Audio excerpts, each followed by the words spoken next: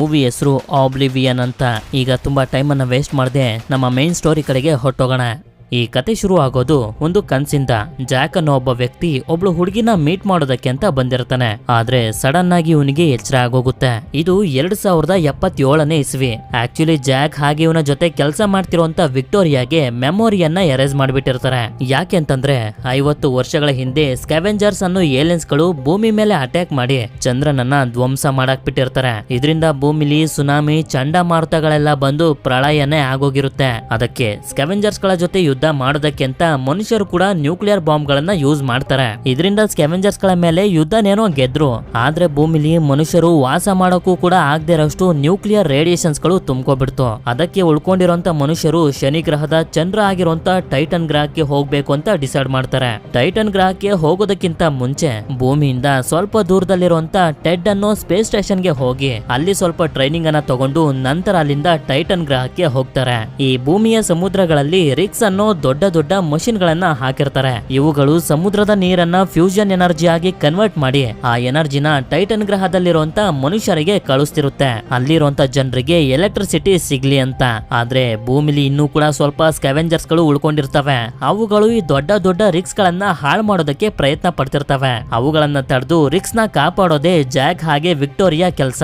ಇನ್ನು 2 ವಾರಗಳಷ್ಟೇ ಇವರ ಕೆಲಸ ಇರೋದು. ಅದು ಮುಗಿತಿದ್ದಂಗೆನೆ ಇವರು ಕೂಡ ಟೈಟನ್ ಗ್ರಹಕ್ಕೆ ಹೊರಟೋಗ್ತಾರೆ. ಹೀಗೆ ಇರಬೇಕಾದ್ರೆ ಒಂದು ದಿನ ಜಾಕ್ ಹಾಗೆ ವಿಕ್ಟೋರಿಯಾಗೆ ಗೊತ್ತಾಗುತ್ತೆ ಸೆಕ್ಯೂರಿಟಿಗೆ ಬಿಟ್ಟಿರೋ 2 ಡ್ರೋನ್ಸ್ ಗಳನ್ನ ಸ್ಕ್ಯಾವೆಂಜರ್ಸ್ ಗಳು ನಾಶ ಮಾಡಿದ್ದಾರೆ ಅಂತ. ಅದಕ್ಕೆ ಅದನ್ನ ಹುಡುಕಿ ರೆಡಿ ಮಾಡೋದಕ್ಕೆ ಅಂತ ಜಾಕ್ ಹೋಗ್ತಿರ್ತಾನೆ. ಈ ಕಡೆ ವಿಕ್ಟೋರಿಯಾನ ಸ್ಯಾಲಿ ಅನ್ನೋ ಒಬ್ಳು ಕಮಾಂಡರ್ ಕಾಂಟ್ಯಾಕ್ಟ್ ಮಾಡ್ತಾಳೆ. ಆಕ್ಚುಲಿ ಇಲ್ಲಿ ಜಾಕ್ ಹಾಗೆ ವಿಕ್ಟೋರಿಯಾ ಏನೇನೆಲ್ಲ ಕೆಲಸನ ಮಾಡ್ಬೇಕು ಅಂತ ಆರ್ಡರ್ ಮಾಡೋದು ಈ ಸ್ಯಾಲಿನೇ. ಅಂದ್ರೆ ಸ್ಯಾಲಿ ಹೇಳಿದಂತ ಕೆಲಸನೇ ಇವರಿಬ್ರು ಮಾಡ್ತಿರ್ತಾರೆ ಅಷ್ಟೇ. ಜಾಕ್ ಹೇಗೋ ಮಾಡಿ ಒಂದು ಡ್ರೋನ್ ಕ್ರಾಶ್ ಆಗಿದ್ದಂತ ಜಾಗನ ಹುಡ್ಕೊಂಡು ಬರ್ತಾನೆ. ನಂತರ ರಿಪೇರ್ ಮಾಡೋದಕ್ಕೆ ಬೇಕಾದಂತ ಎಲ್ಲಾ ಪಾರ್ಟ್ಸ್ ಗಳನ್ನ ತಂದು ಆ ಡ್ರೋನ್ ನ ರೆಡಿ ಮಾಡೋದಕ್ಕೆ ಶುರು ಮಾಡ್ತಾನೆ. ಹಾಗೆ ಇವನಿಗೆ ಗೊತ್ತಾಗುತ್ತೆ ಸ್ಕ್ಯಾವೆಂಜರ್ಸ್ ಗಳು ಡ್ರೋನ್ ನ ಒಳಗಡೆ ಇದ್ದಂತ ಫ್ಯೂಲ್ ಸೆಲ್ ಅನ್ನ ಕದ್ಬಿಟ್ಟಿದ್ದಾರೆ ಅಂತ. ಫ್ಯೂಲ್ ಸೆಲ್ ಅಂತಂದ್ರೆ ಈ ಡ್ರೋನ್ ಗೆ ಪವರ್ ಕೊಡುವಂತ ಒಂದು ಸೆಲ್. ಅದಕ್ಕೆ ಒಂದು ಹೊಸ ಫ್ಯೂಲ್ ಸೆಲ್ ಅನ್ನ ಹಾಕ್ತಾನೆ. ಅದನ್ನ ಹಾಕ್ತಿದ್ದಂಗೆನೆ ಡ್ರೋನ್ ಸರಿ ಹೋಗಿ ಆನ್ ಆಗುತ್ತೆ. ಆಗ ಜಾಕ್ ಅದಕ್ಕೆ ಹೇಳ್ತಾನೆ, ನನ್ನ ಹೆಸರು ಜಾಕ್ 49 ಅಂತ. ಅದು ಅವನನ್ನ ಸ್ಕ್ಯಾನ್ ಮಾಡುತ್ತೆ. ಇವನಿಂದ ಏನು ಅಪಾಯ ಇಲ್ಲ ಅಂತ ಗೊತ್ತಾದ್ಮೇಲೆ ಆ ಡ್ರೋನ್ ಅದರ ಸೆಕ್ಯೂರಿಟಿ ಕೆಲಸನ ಮಾಡೋದಕ್ಕೆ ಅಲ್ಲಿಂದ ಹೊರಟೋಗುತ್ತೆ. ಜಾಕ್ 49 ಅನ್ನೋ ಹೆಸರನ್ನ ಇವನಿಗೆ ಸ್ಯಾಲಿನೇ ಕೊಟ್ಟಿರ್ತಾಳೆ. ಅದೇ ಸಮಯಕ್ಕೆ ಇವನಿಗೆ ಮತ್ತೊಂದು ಡ್ರೋನ್ ಎಲ್ಲಿ ಕ್ರಾಶ್ ಆಗಿದೆ ಅನ್ನೋ ಲೊಕೇಶನ್ ಸಿಕ್ಬಿಡುತ್ತೆ. ಆದ್ರಿಂದ ಇವನು ಒಂದು ಸ್ಕೂಟರ್ ನ ತಗೊಂಡು ಆ ಲೊಕೇಶನ್ ಹುಡ್ಕೊಂಡು ಹೋಗ್ತಾನೆ. ತುಂಬಾ ಹೊತ್ತು ಟ್ರಾವೆಲ್ ಮಾಡಿ ಮುಂದೆ ಬಂದಾಗ ಇವನು ಆ ಲೊಕೇಶನ್ ಗೆ ಬಂದು ತಲುಪ್ತಾನೆ. ಅಲ್ಲಿ ಬಂದು ನೋಡಿದ್ರೆ ಆ ಡ್ರೋನ್ ಹೋಲ್ ಮಾಡ್ಕೊಂಡು ಕೆಳಗಡೆ ಹೊರಟೋಗಿರುತ್ತೆ. ಅದಕ್ಕೆ ಅದನ್ನ ರೆಡಿ ಮಾಡೋದಕ್ಕೆ ಅಂತ ಸ್ಕೂಟರ್ ಗೆ ಹಗ್ಗ ಕಟ್ಕೊಂಡು ಕೆಳಗಡೆ ಬರ್ತಿರ್ತಾನೆ. ಆಗ ನಮ್ಗೆ ತೋರಿಸ್ತಾರೆ ಯಾರೋ ಜಾಕ್ ನ ವಾಚ್ ಮಾಡ್ತಿರ್ತಾರೆ. ನಂತರ ಇವನು ಒಳಗಡೆ ಬಂದು ತಲುಪಿದಾಗ ನಮ್ಗೆ ಗೊತ್ತಾಗುತ್ತೆ ಈ ಜಾಗ ಒಂದು ಲೈಬ್ರರಿ ಅಂತ.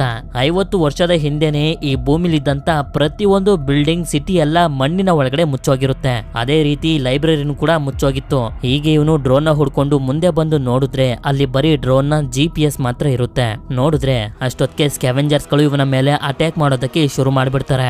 ಇವನು ಕೂಡ ತುಂಬಾ ಗಾಬರಿಯಿಂದಾನೆ ಅವುಗಳ ಮೇಲೆಲ್ಲ ಅಟ್ಯಾಕ್ ಮಾಡ್ತಾ ಅಲ್ಲಿಂದ ತಪ್ಪಿಸ್ಕೊಂಡು ಹೋಗ್ತಿರ್ಬೇಕಾದ್ರೆ ಬೈಕ್ ಗೆ ಕಟ್ಟಿದಂತ ವೈರ್ ಕಟ್ ಆಗೋಗುತ್ತೆ. ಇನ್ನೇನೋ ಅವುಗಳೆಲ್ಲ ಇವನ ಮೇಲೆ ಅಟ್ಯಾಕ್ ಮಾಡಬೇಕು ಅಂತ ಅನ್ಕೊಳ್ಳೋಷ್ಟ್ರಲ್ಲಿ ಆಗ್ಲೇ ಇವನು ರೆಡಿ ಮಾಡಿದಂತ ಡ್ರೋನ್ ಬಂದು ಅಲ್ಲಿದ್ದಂತ ಎಲ್ಲಾ ಸ್ಕ್ಯಾವೆಂಜರ್ಸ್ ಗಳನ್ನ ಸಾಯಿಸಿ ಇವನ ಪ್ರಾಣನ ಕಾಪಾಡುತ್ತೆ. ನಂತರ ಇವನು ತುಂಬಾ ಕಷ್ಟಪಟ್ಟು ಮೇಲೆ ಬಂದು ನೋಡಿದ್ರೆ ಇವನ ಸ್ಕೂಟರ್ ಅನ್ನ ಯಾರೋ ಕತ್ಕೊಂಡು ಹೊರಟೋಗಿರ್ತಾರೆ. ಸರಿ ಇನ್ನೇನ್ ಮಾಡೋದು ಅಂತ ಹೇಳಿ ಇವನು ಮತ್ತೆ ವಾಪಸ್ ಮನೆಗೆ ಬರ್ತಾನೆ. ಮಾರನೇ ದಿನ ಇವರಿಬ್ರು ನಿದ್ದೆಯಿಂದ ಎದ್ದಾಗ ನಮ್ಗೆ ತೋರಿಸ್ತಾರೆ ಸಮುದ್ರದಲ್ಲಿದ್ದಂತ ರಿಗ್ ನ ಯಾರೋ ಬ್ಲಾಸ್ಟ್ ಮಾಡ್ಬಿಟ್ಟಿರ್ತಾರೆ. ಅದಕ್ಕೆ ಚೆಕ್ ಮಾಡೋದಕ್ಕಿಂತ ಜಾಕ್ ಅಲ್ಲಿಗೆ ಬರ್ತಾನೆ. ನೆನ್ನೆ ಸ್ಕ್ಯಾವೆಂಜರ್ಸ್ ಗಳು ಡ್ರೋನ್ ನಲ್ಲಿದ್ದಂತ ಒಂದು ಫ್ಯೂಲ್ ಸೆಲ್ ಅನ್ನ ತಗೊಂಡಿದ್ರಲ್ಲ ಅದನ್ನ ಉಪಯೋಗಿಸ್ಕೊಂಡೆ ಬ್ಲಾಸ್ಟ್ ಅನ್ನ ಮಾಡಿರೋದು. ಅದೇ ಸಮಯಕ್ಕೆ ಇವ್ರಿಗೊಂದು ಸಿಗ್ನಲ್ ಸಿಗೋದಕ್ಕೆ ಶುರು ಆಗುತ್ತೆ. ಅದನ್ನ ಇವನು ಫಾಲೋ ಮಾಡ್ಕೊಂಡು ಬಂದಾಗ ಒಂದು ಜಾಗಕ್ಕೆ ಬಂದು ತಲುಪ್ತಾನೆ. ಇದೊಂದು ಬಿಲ್ಡಿಂಗ್ ನ ಟಾಪ್. ಆದ್ರೆ ಮುಕ್ಕಾಲ್ ಭಾಗ ಇದು ಮಣ್ಣಿನ ಒಳಗಡೆ ಈಗ ಮುಚ್ಚೋಗಿರುತ್ತೆ. ಆ ಸಿಗ್ನಲ್ ಎಲ್ಲಿಂದ ಬರ್ತಿರ್ಬೋದು ಅಂತ ಇವನು ಹುಡುಕ್ತಾ ಮುಂದೆ ಬಂದಾಗ ಒಂದು ಜಾಗದಲ್ಲಿ ಇವನಿಗೆ ನೆಟ್ವರ್ಕ್ ಅನ್ನ ಸೆಂಡ್ ಮಾಡ್ತಿರೋಂತ ಟ್ರಾನ್ಸ್ಮಿಟರ್ ಕಾಣಿಸುತ್ತೆ. ಆಗ ಇವನಿಗೆ ಗೊತ್ತಾಗುತ್ತೆ ಸ್ಕ್ಯಾವೆಂಜರ್ಸ್ ಗಳು ಸ್ಪೇಸ್ ಗೆ ಸಿಗ್ನಲ್ ಅನ್ನ ಕಳಿಸ್ತಿದ್ದಾರೆ ಅಂತ. ಆದ್ರಿಂದ ಇವನು ಆ ಸಿಗ್ನಲ್ ಅನ್ನ ಕಟ್ ಮಾಡ್ತಾನೆ. ಸರಿ ಅಂತ ಹೇಳಿ ಇವನು ಅಲ್ಲಿಂದ ಮುಂದೆ ಬರ್ತಿರ್ಬೇಕಾದ್ರೆ ಇಲ್ಲೇ ನಮ್ಗೆ ನ್ಯೂಕ್ಲಿಯರ್ ನ್ಯೂಕ್ಲಿಯರ್ ರೇಡಿಯೇಷನ್ ಹರಡಿರುವಂತ ಏರಿಯಾನು ಕೂಡ ಕಾಣಿಸುತ್ತೆ. ನಂತರ ಇವನು ಹೋಗ್ತಿರುವಂತ ಫ್ಲೈಯಿಂಗ್ ಆಬ್ಜೆಕ್ಟ್ ಅನ್ನ ಆಫ್ಲೈನ್ ಮಾಡಿ ಯಾರಿಗೂ ಕೂಡ ಗೊತ್ತಾಗದೇ ರೀತಿ ಒಂದು ಸೀಕ್ರೆಟ್ ಆಗಿರುವಂತ ಜಾಗಕ್ಕೆ ಬರ್ತಾನೆ. ಇವರು ಕೆಲಸ ಮಾಡ್ತಿರುವಂತ ಜಾಗದಿಂದ ತುಂಬಾ ದೂರದಲ್ಲಿ ಒಂದು ಮನೆನ ಕಟ್ಟಿ ಆಗಾಗ ಇಲ್ಲಿಗೆ ಬರ್ತಿರ್ತಾನೆ. ಅಷ್ಟೇ ಅಲ್ಲ, ಇವನಿಗೆ ಯಾವುದೇ ತರದ ವಸ್ತುಗಳು ಸಿಕ್ಕಿದ್ರು ಅದನ್ನ ತಗೊಂಡ್ ಬಂದು ಇಲ್ಲೇ ಇಟ್ಕೋತಿರ್ತಾನೆ. ಇವನು ಈ ತರ ಇಲ್ಲಿಗೆ ಬಂದು ಟೈಮ್ ಸ್ಪೆಂಡ್ ಮಾಡ್ತಿರೋದು ವಿಕ್ಟೋರಿಯಾಗೂ ಕೂಡ ಗೊತ್ತಿರೋದಿಲ್ಲ. ಹಾಗೆ ಇವನು ಮಲ್ಕೊಂಡು ರೆಸ್ಟ್ ಮಾಡ್ತಿರ್ಬೇಕಾದ್ರೆ ಮತ್ತೊಂದ್ಸಲ ಇವನಿಗೆ ಅದೇ ಹುಡುಗಿಯ ವಿಷನ್ ಗಳೆಲ್ಲ ಬಂದ್ಬಿಡ್ತವೆ.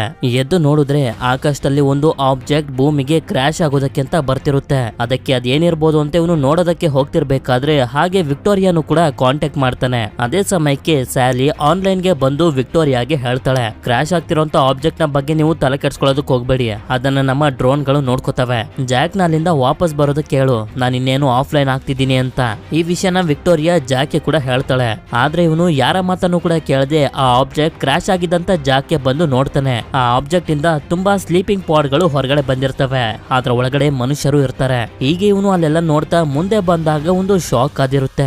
ಯಾಕೆಂತಂದ್ರೆ ಪ್ರತಿದಿನ ಇವನ ವಿಷನ್ ಅಲ್ಲಿ ಬರ್ತಿದ್ದಂತ ಹುಡುಗಿ ಇಲ್ಲೇ ಇರ್ತಾಳೆ. ಅದೇ ಸಮಯಕ್ಕೆ ಅಲ್ಲಿಗೆ ಒಂದು ಡ್ರೋನ್ ಬಂದು ಸ್ಲೀಪಿಂಗ್ ಪಾಡ್ ಒಳಗಡೆ ಮಲಗಿರುವಂತ ಎಲ್ಲಾ ಮನುಷ್ಯರನ್ನ ಸಾಯಿಸ್ಬಿಡುತ್ತೆ. ಅದು ಆ ಹುಡುಗಿನೂ ಕೂಡ ಸಾಯಿಸೋದಕ್ಕೆ ಬರ್ತಿರ್ಬೇಕಾದ್ರೆ ಜಾಕ್ ಮುಂದೆ ಬಂದ್ಬಿಡ್ತಾನೆ. ಈ ಡ್ರೋನ್ಸ್ ಗಳನ್ನೆಲ್ಲ ಕಂಟ್ರೋಲ್ ಮಾಡೋದು ಸ್ಯಾಲಿ. ಆದ್ರೆ ಈಗ ಅವಳು ಆಫ್ಲೈನ್ ಗೆ ಹೊರಟೋಗಿದ್ದಾಳೆ. ಆದ್ರೂ ಕೂಡ ಇವನು ಹೇಗೋ ಮಾಡಿ ಆ ಡ್ರೋನ್ ಅಲ್ಲಿಂದ ಹೋಗೋ ರೀತಿ ಮಾಡ್ಬಿಡ್ತಾನೆ. ನಂತರ ಆ ಹುಡುಗಿನ ಕಾಪಾಡಿ ಇವನ ಜೊತೆನೆ ಇವರು ವಾಸ ಮಾಡ್ತಿರುವಂತ ಮನೆಗೆ ಕರ್ಕೊಂಡ್ ಬರ್ತಿರ್ತಾನೆ. ಅವಳನ್ನ ಮನೆ ಕರ್ಕೊಂಡ್ ಬಂದಿರೋದು ವಿಕ್ಟೋರಿಯಾಗೆ ಸ್ವಲ್ಪನೂ ಕೂಡ ಇಷ್ಟ ಇರೋದಿಲ್ಲ. ಇವರಿಬ್ರು ಸೇರಿ ಸ್ಲೀಪಿಂಗ್ ಪಾಡ್ ಅನ್ನು ಓಪನ್ ಮಾಡಿದಾಗ ಆ ಹುಡುಗಿಗೆ ಎಚ್ಚರ ಆಗುತ್ತೆ. ಆದ್ರೆ ಹುಡುಗಿಗೆ ಆರೋಗ್ಯ ಸರಿ ಇರೋದಿಲ್ಲ. ಯಾಕೆಂತಂದ್ರೆ ತುಂಬಾ ವರ್ಷಗಳಿಂದನೂ ಈ ಸ್ಲೀಪಿಂಗ್ ಪಾಡ್ ಒಳಗಡೆನೆ ಮಲ್ಕೊಂಡಿದ್ಲು. ಅವಳು ಜಾಕ್ ಹಾಗೆ ವಿಕ್ಟೋರಿಯಾನ ತುಂಬಾ ಆಶ್ಚರ್ಯದಿಂದ ನೋಡ್ತಿರ್ತಾಳೆ. ನಂತರ ವಿಕ್ಟೋರಿಯಾ ಅವಳಿಗೆ ಟ್ರೀಟ್ಮೆಂಟ್ ಅನ್ನ ಕೊಡ್ತಿರ್ಬೇಕಾದ್ರೆ ಹೇಳ್ತಾಳೆ, ನನ್ನ ಹೆಸರು ಜೂಲಿಯಾ ಅಂತ. ಹಾಗೆ ಸ್ಲೀಪಿಂಗ್ ಪಾಡ್ ಅನ್ನ ಚೆಕ್ ಮಾಡಿದಾಗ ಇವರೆಲ್ಲರಿಗೂ ಗೊತ್ತಾಗುತ್ತೆ ಜೂಲಿಯಾ 60 ವರ್ಷದಿಂದನೂ ಆ ಸ್ಲೀಪಿಂಗ್ ಪಾಡ್ ಒಳಗಡೆ ಮಲ್ಕೊಂಡಿದ್ಲು ಅಂತ. ಅಂದ್ರೆ ಭೂಮಿ ಮೇಲೆ ಸ್ಕ್ಯಾವೆಂಜರ್ಸ್ ಗಳು ಅಟ್ಯಾಕ್ ಮಾಡಿರುವಂತ ವಿಷಯ ಅವಳಿಗೆ ಗೊತ್ತಿರೋದಿಲ್ಲ. ಅದಕ್ಕೆ ಅವಳಿಗೆ ಸ್ಕ್ಯಾವೆಂಜರ್ಸ್ ಗಳು ಅಟ್ಯಾಕ್ ಮಾಡಿರೋದ್ರ ಬಗ್ಗೆ ಉಳ್ಕೊಂಡಿರುವಂತ ಮನುಷ್ಯರು ಟೈಟನ್ ಗ್ರಹಕ್ಕೆ ಹೋಗ್ತಿರುವಂತ ಎಲ್ಲಾ ವಿಷಯನೂ ಹೇಳಿ ಕೇಳ್ತಾರೆ. ನೀವು ಹೇಗೆ ಸ್ಪೇಸ್ ಇಂದ ಬಂದು ಕ್ರಾಶ್ ಆದ್ರಿ, ಯಾವ ಮಿಷನ್ ಗೋಸ್ಕರ ನೀವು ಹೋಗಿದ್ರಿ ಅಂತ. ಆದ್ರೆ ಜೂಲಿಯಾ ಮಾತ್ರ ಅವರಿಗೆ ಏನು ಕೂಡ ಹೇಳೋದಿಲ್ಲ.